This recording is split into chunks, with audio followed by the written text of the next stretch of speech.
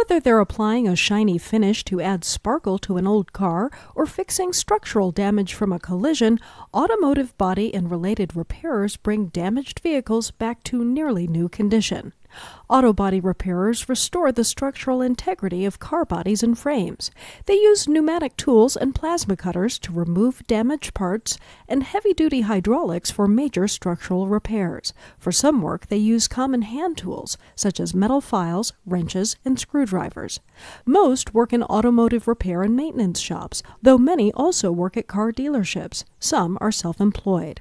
The work can be physically demanding. Working in cramped positions, often in noisy body shops, these workers commonly suffer cuts and burns, so it's important they follow safety procedures to avoid serious accidents. Most automotive body repairers work full-time. When shops have a backlog of work to complete, overtime hours are common, including evenings and weekends.